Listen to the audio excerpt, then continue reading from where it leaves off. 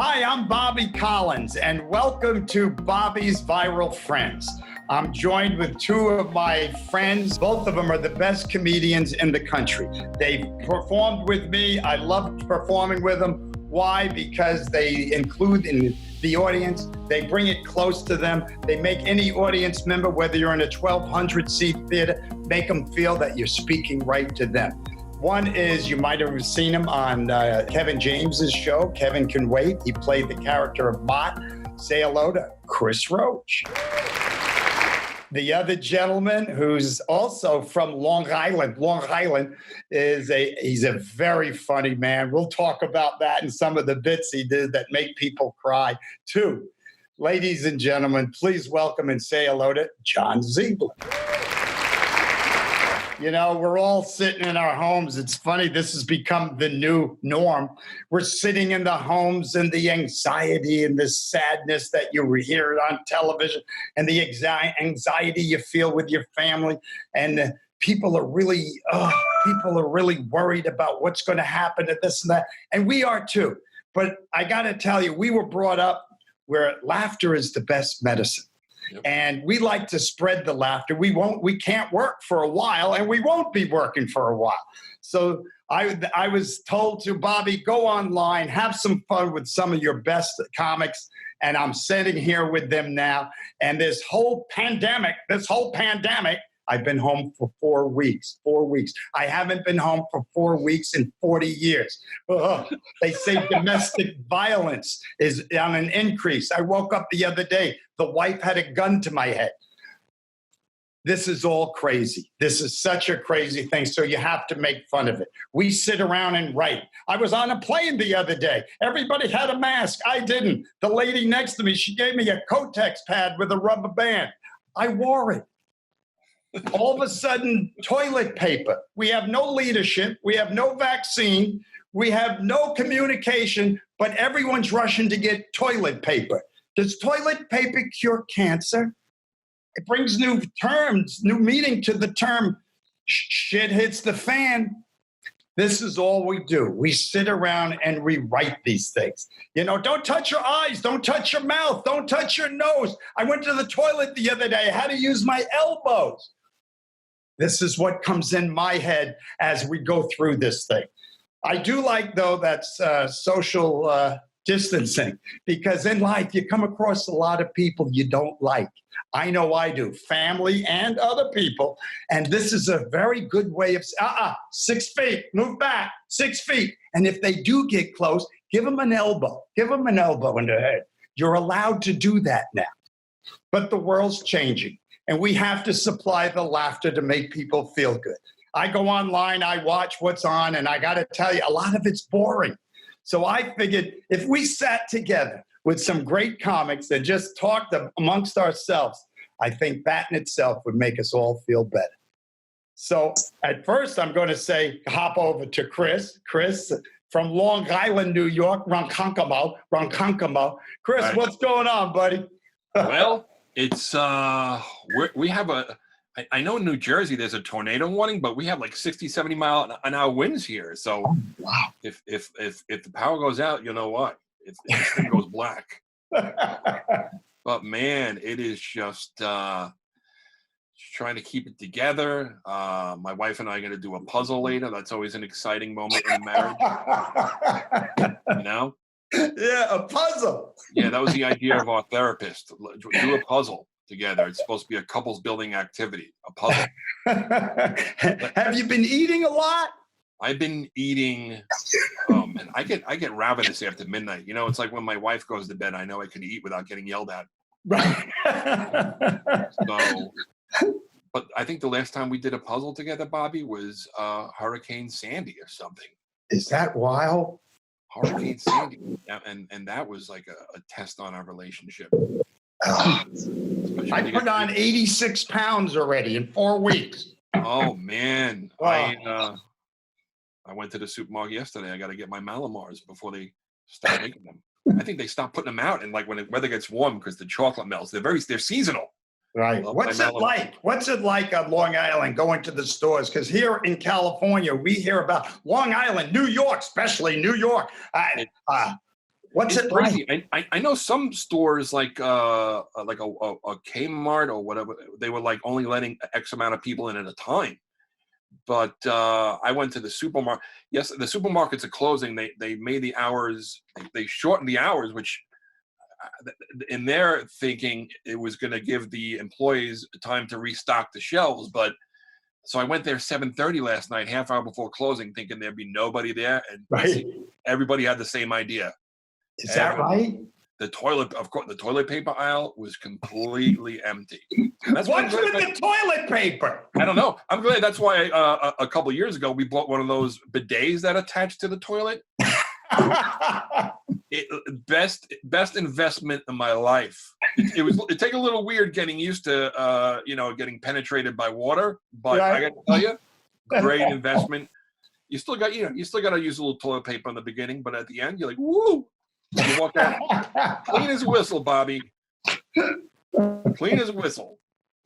Oh God! Hey, let's hop over to Mr. John Ziegler, who he got laid down a little. He got a little taken back. He's doing fine. He looks great. A funny man. What's been going on, John?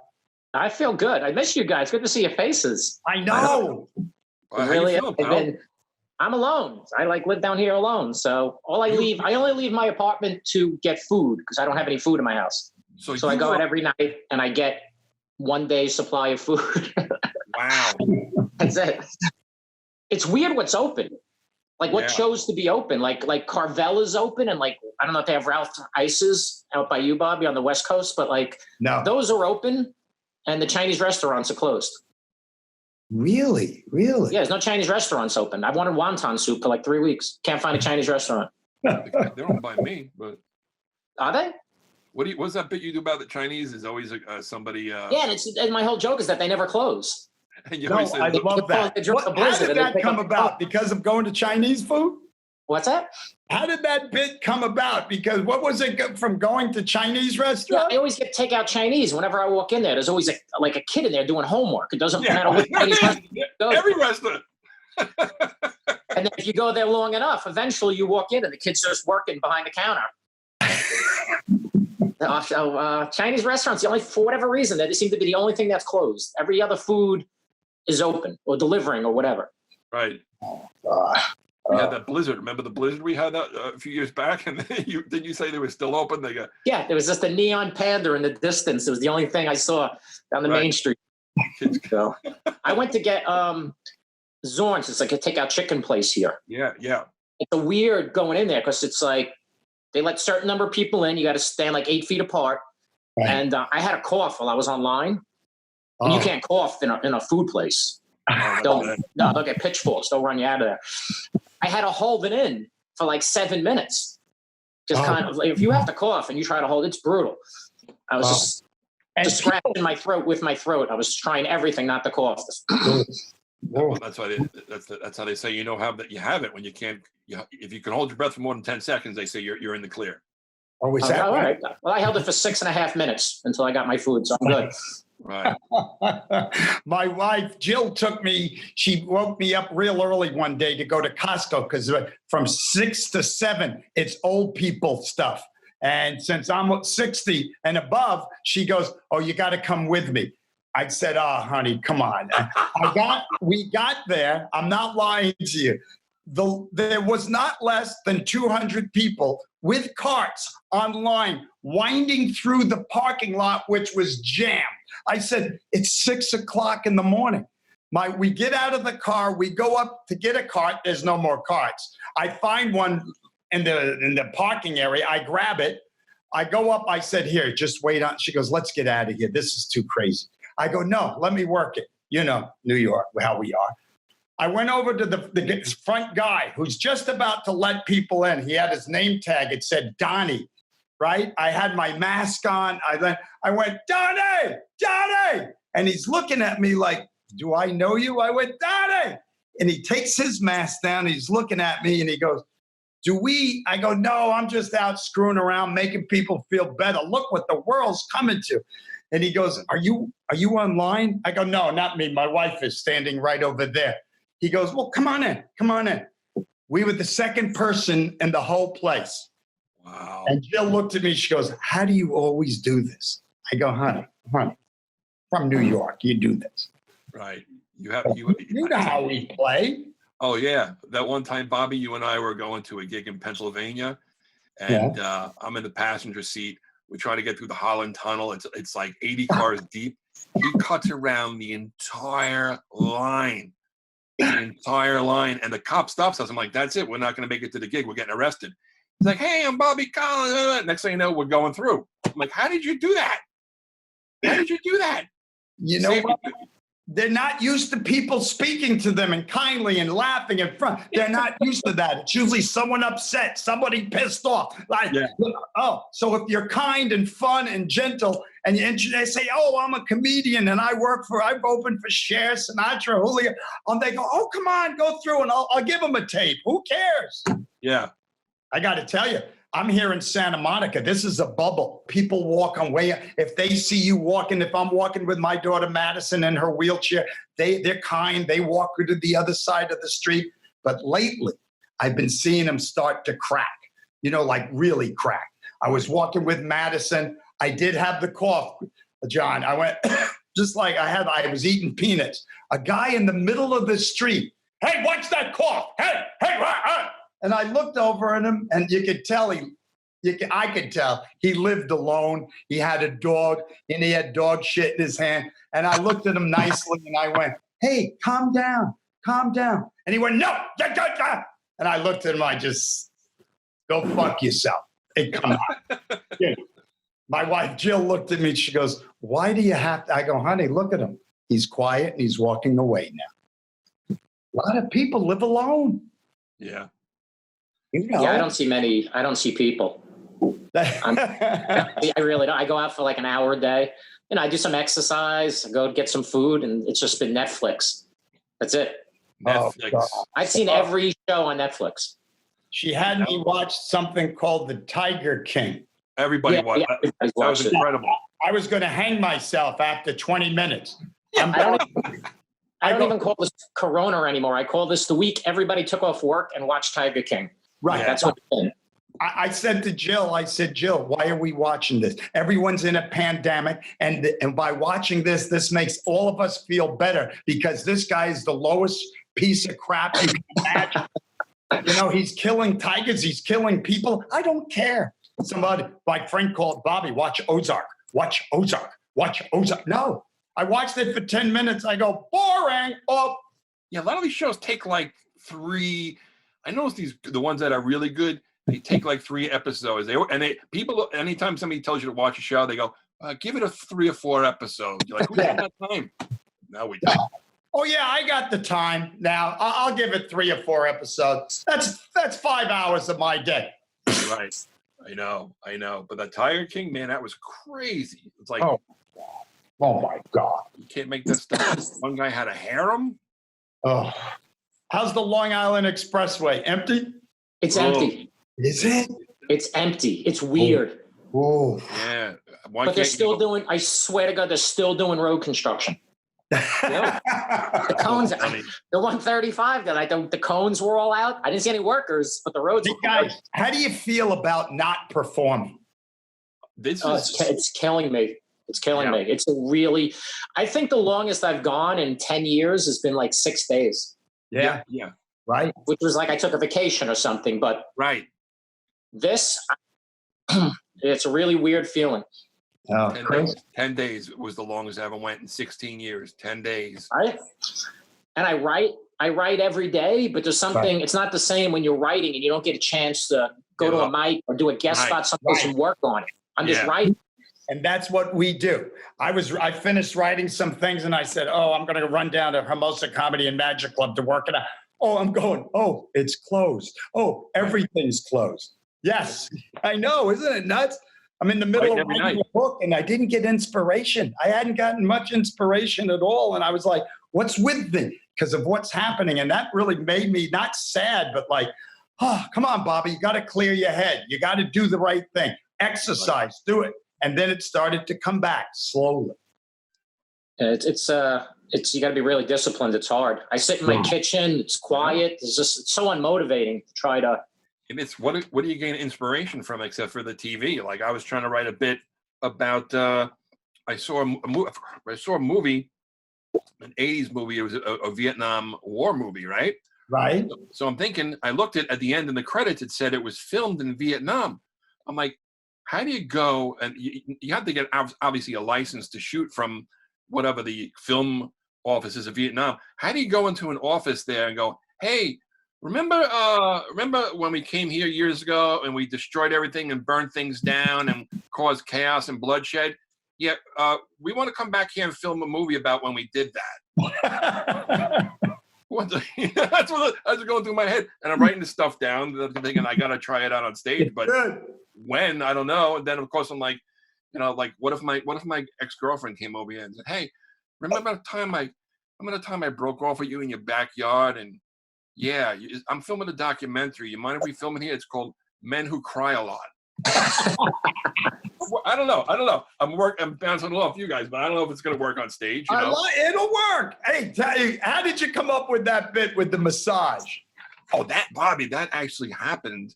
What happened? Tell us. I was at the Borgata, and I decide I'm there for a few days. I'm going to get a massage, and it all started. I remember walking in and booking a massage, and the woman said to me, "Okay, today we have Giovanna." I was like, great. So I'm picturing this beautiful woman with black, curly, beautiful Italian woman. I get my birthday suit. I put the towel over me. I get my face in there, and all of a sudden I hear the door creak open, and I hear, "Hey, Mr. Roach, I'm Giovanni." I was like, Giovanni? I remember at the end of the massage, I saying to the receptionist, "You have to learn how to enunciate, because of one vowel." I got rubbed down by Barbarino. It was, good massage. First time I ever got massaged by a man while I was naked and sober. Oh. College. No, it's weird. It's so weird. But people are testy now. I get a kick out of it. I just look around. We're driving from that Costco that day. Red light. We're sitting there, California. I put my blinker on. All of a sudden, a man, elderly man, with a cup of coffee and his dog, walking in front of the car. The light changes. New York, we either go quickly in front of him or around him. But I stopped because pandemic. And he stops in the middle of the road, stops in front of my car, looks at me and starts going. I got the radio on with Jill, and I turned the radio down, and I'm looking, I'm like, oh no, just go. It's okay. He took his coffee and threw it on the windshield of our car. I know. I was like, I pulled off while he got to the sidewalk, and I said, where I come from, that's a bullet in the head. Jill goes, Bobby, leave him alone. People are uptight. So we drove home. Imagine. With Bobby, I was thinking of the time I think you were going to Bar Harbor. Yeah. And you said, when you rolled down the window, you said to that guy, what did you say? I'm going to skull. Something, what did you say to him? The guy cut us off, and I pulled up next to him. He rolled down the window. I rolled down mine. He rolled down his. Like, what's the problem? I go, you don't want to die today. And he looked at me like, ha, and he sped off. I was outside the supermarket. Chris, Keith Anthony. Bob, you probably don't know Keith. Great comic, lives here on Long Island. Yeah. I thought it was him. I live in a town. He was living in my town. So I'm like, oh, what's Keith Anthony doing here in front of the supermarket? And he was in an SUV. Yeah. I just thought maybe he was driving Uber. Like, comics are all out of work. Yeah, no. And he's also, he's a waiter also, Keith. So I thought maybe he's trying to make money. He's driving Uber. And I'm staring at him. Right. And he's looking. And finally I look. He looks right at me. I go, that is Keith. And I walk over to his window. It's open this much. And I stick my mouth in. I'm like, yo, what's up, Keith? It's not him. I might as well have stuck a gun in the window. Yeah. I literally had my mouth in the crack of the window. I'm like, Keith. And he's like, the guy's like, wait. He's like, what do you want? And I'm like, I'm sorry. I thought you were my friend, Keith Anthony. And he just literally sped away. Like, all of a sudden, our tails go between our ass. I'm really sorry. I didn't mean that. I'm sorry. Yeah, my sister-in-law dropped off a bag of ham. I call it bag of swine because we go over there every year for Easter, and she makes the ham. I'm like, where are my ham sandwiches at midnight? So she dropped off the bag, but I actually went to the car with a mask, gloves, reaching out to grab it like it was contaminated. I brought it in, I wiped down the bag. I think we're all turning into what's his name, Howie Mandel. Yeah.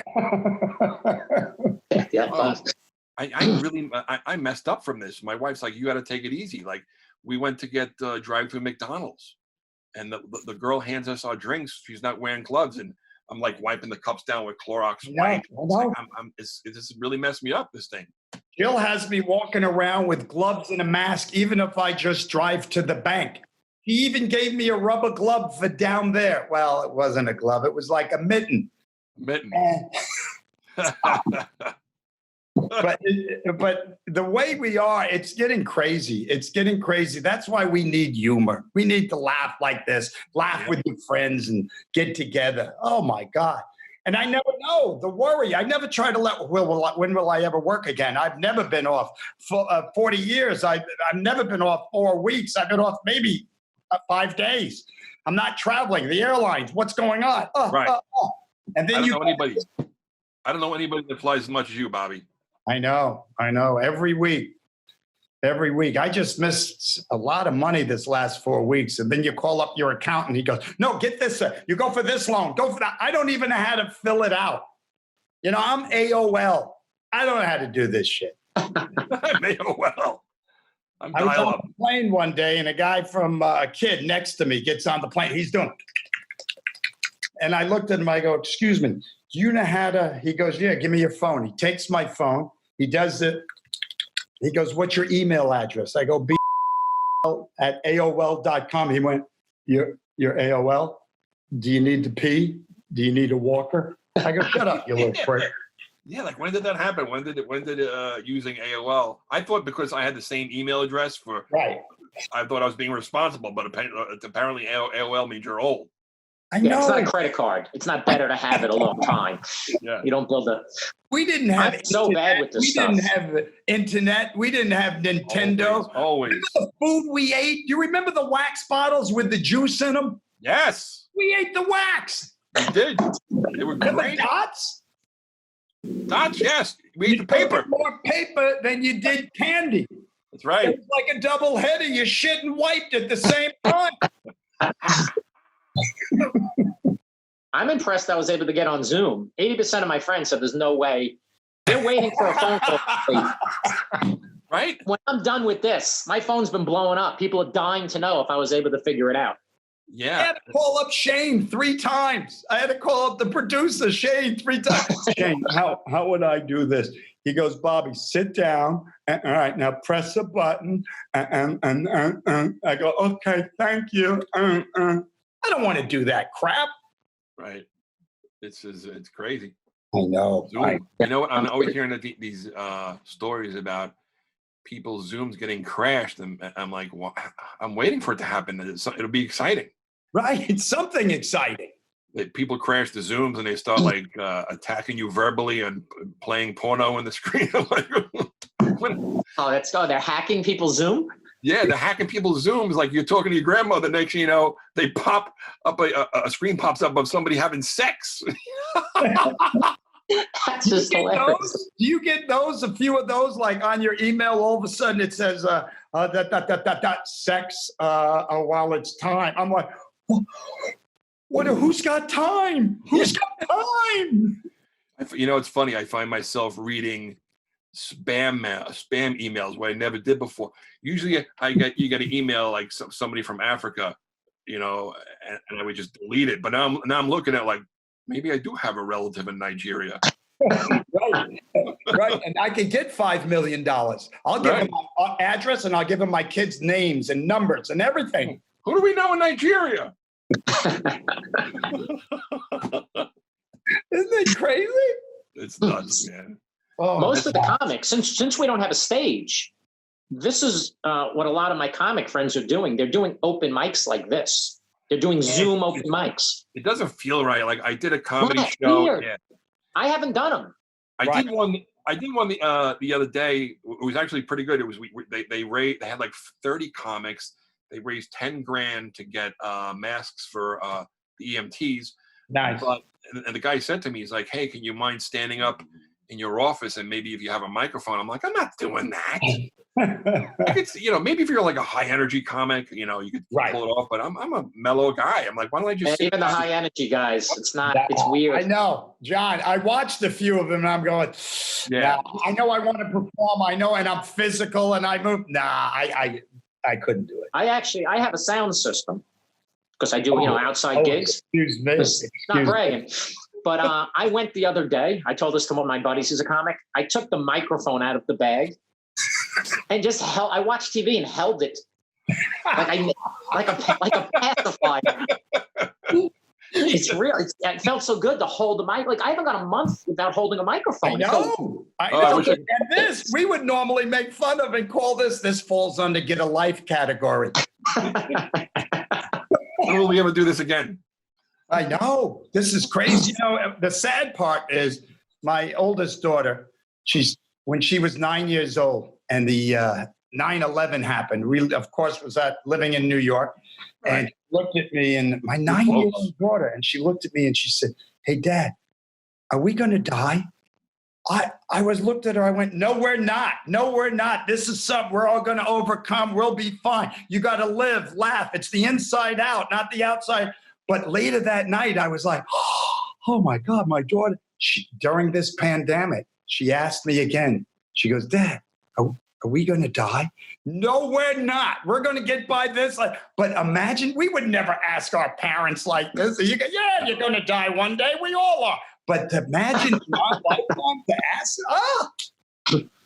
Crazy. Now they're talking about, they're saying that the school's going to be closed for the remainder of the year. I know. I think Cuomo and de Blasio butted heads on that because de Blasio said, "Yeah, they're going to be closed for the rest of the year," and Cuomo's like, "Whoa, slow down," because I don't think you want kids to know that school's out for the year just yet. Right. You don't want them. They'll be like what they call in my old cop days. They call them roving bands. Right. Gangs of kids walking around Central Park. You were an ex-New York cop. I forgot to mention that. Tell us about that. For a short while. I always say, because my dad, NYPD, my two brothers, my sister, my brother-in-law, and then I did it, just I had nothing else going on. And I always say I was a bad cop. And when I say bad, I mean not good. Why? Give me an example. What do you mean not good? What? You're a great guy. Your heart is bigger than your everything. Well, the big problem with me is, they say an idle mind is the devil's workshop. When you're a rookie, they send you out, like we were in Queens, Glen Oaks, where we're both from, Bobby. Remember that? Mays Department Store. Mays Department Store. I lived behind Mays, right in that little circle. I lived down by Saul's candy store. Right, yeah. Yes. And it was so weird being back in that hood when I was, as a cop, I'm walking by my old apartment and this Asian family's looking out the window, like seeing a 6'6" cop looking at them, so terrifying these poor people.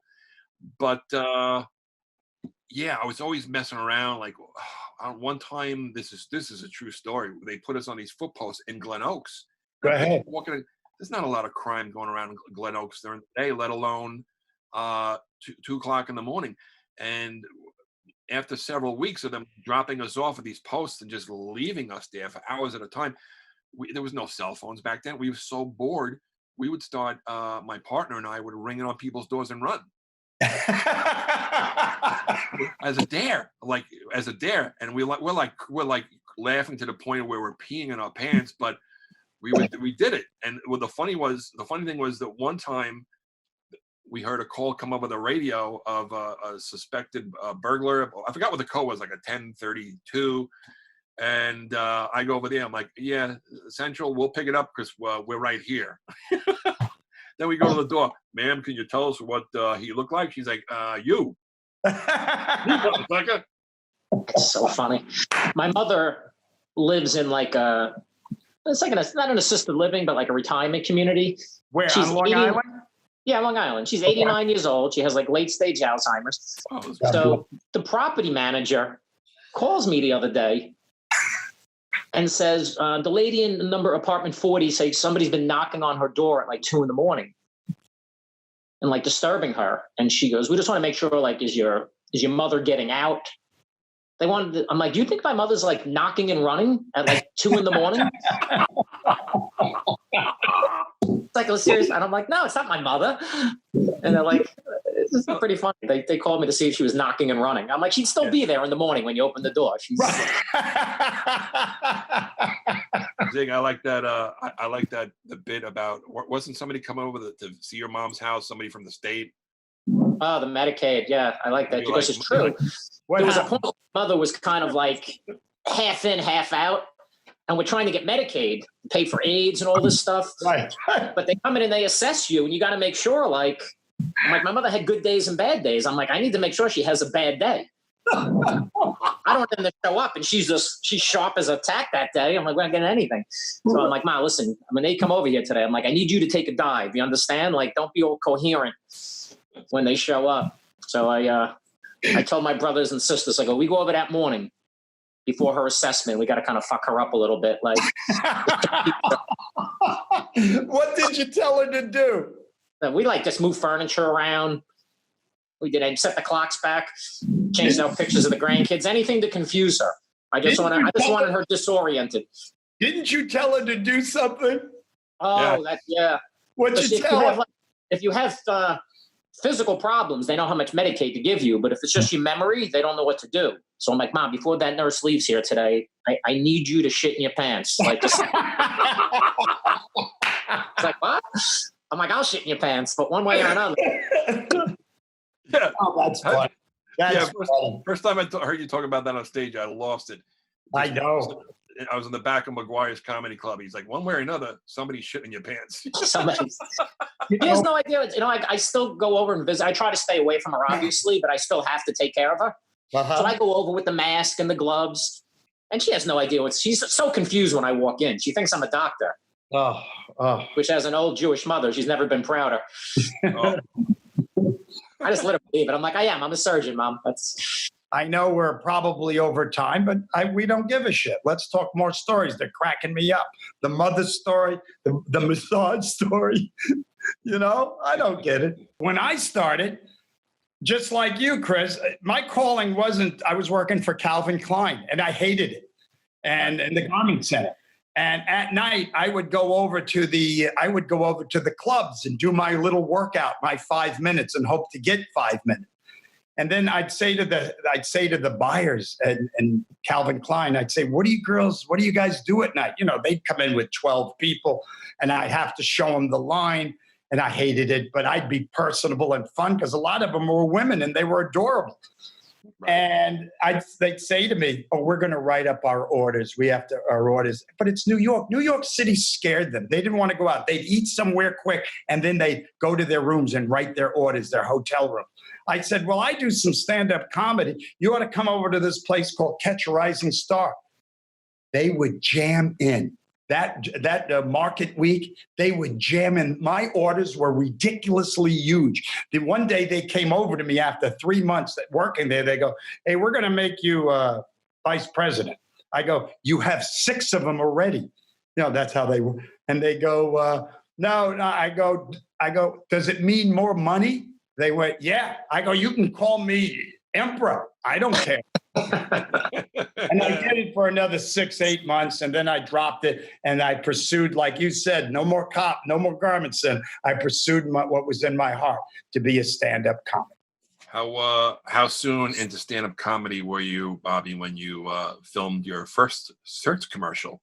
Oh, you remember those? That's when I first remember seeing you. It's so weird. I remember them. You remember that? Oh yeah, of course. I remember Certs, and it's so weird seeing these guys on TV, you know, back in the day, and then you're friends with them now. It's like, oh my God. I get a call one day from William Morris. They weren't my agents. I didn't have an agent. I got a call from William Morris, and the girl says to me, hey, we'd be interested in talking to you about a commercial. I was like, really? Okay. And I went up there, and they said, well, we have 4 comedians, Rich Jenny, Rita Rudner, who was the other one? Somebody else and me. And they go, we'd like you to we're going to do a search commercial. And they had different ideas. They had one for a luncheon. I go, I wouldn't mind doing the luncheon. She goes, no, that's taken. I go, what's another one? They go, the party scene in a disco. I go, I'm perfect. I can do that. She goes, I'm sorry, that's taken. And that I got left with the bottom one, the business meeting. That thing. Whoa! So you search for fresh, clean breath or face the consequences. And I said, okay, I'll do it. I did the commercial. They played it on television. Back then, you got checks. Right. And next thing you know, they called me up maybe 3 months later, and they go, the same lady from William Morris, she goes, hey, Certs would like to do another couple of commercials, like 3 commercials with you. And I said, same money? Because it was like $75,000. Oh, they were great. They went, yeah. They go, no, not the same money. You tell us what you would like. I go, what does that mean? She goes, well, they really want you. I go, what about the other ones? They go, no, they only want you. Your commercial was 22% higher than the others as far as watchability. I go, how do they know this stuff? Next thing you know, I said, well, my wife and I, we're looking for a home in Santa Monica, California, our first house. And they go, how much is it? I go, $274,000. She calls me back in like 10 minutes. She goes, you got it. Wow. Go, you're kidding. Wow. And what really made it good as a comedian, and you guys who relate to this, they called me up and they go, can we put Certs presents comedian Bobby Collins? Yep. I said, I'd pay you to do that. And that's how it started. Isn't that wild? That's great. And then you got the was that before Premium Blend? Premium Blend? You mean? Oh, he hosted that. Premium Blend, stand up. Which was the VH1 Spotlight. Stand-up Spotlight. Yeah, that was Rosie was doing that. And I had finished shooting other commercials, Budweiser beer and Rosie. Remember Rosie O'Donnell? We sure do. What was the name of that club? There was another club on Long Island that I said. I know what you're talking about. You're talking about because it's one of the early Richard M. Nixon's, the White House. The White House, Richard M. Nixon, and the guy really had his face done to look like Richard Nixon. Who would do that? Really?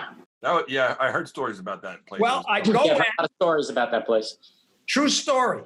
I go in, this 8-10 comics, and Richie Minervini is the MC.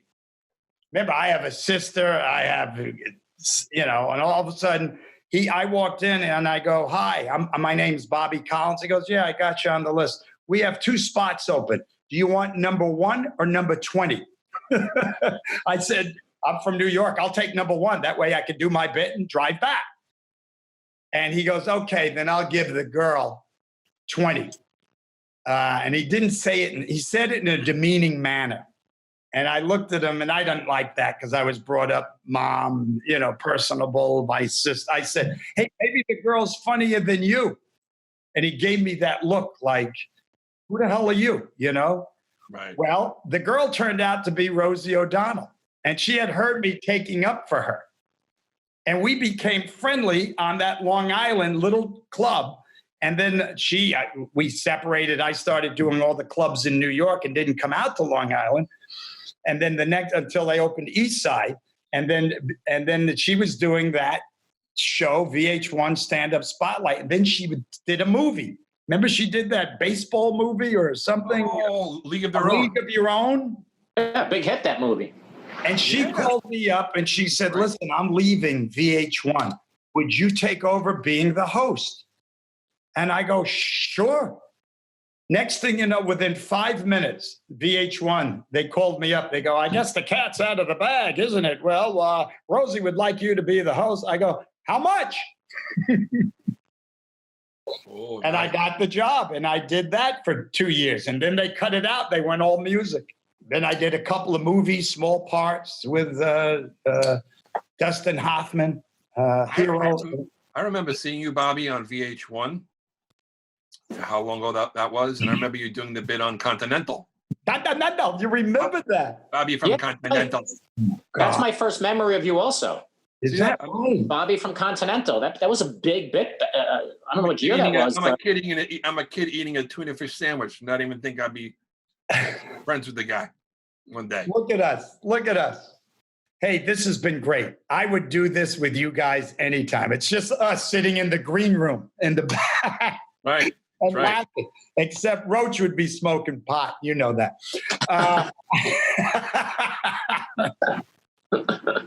I want to thank you guys so much. This was really a lot of fun. And I hope the people at home, with what they're going through, they enjoyed our conversations, our stories. We got 1 million of them. And we'll do it again. You can reach me at Facebook, BobbyCollins.com, Instagram, Twitter, whatever the hell it is. And YouTube. I don't know that stuff. Anyone wants to follow me? It's website's chrisroachlive.com, and Instagram and Twitter is @RoachComic. You can find me, John Ziegler Comedy. I got clips up there. I have dates. I think I have something in 2021 on the books. And, I hope that don't get canceled. I know. tentative. And I'm starting Instagram. It's John Ziegler Comedy. There's nothing on there yet, but there will be. Guys, we'll do it again. I love you both. And let's keep this up because the country really needs us. It was great to see you guys. I miss you guys.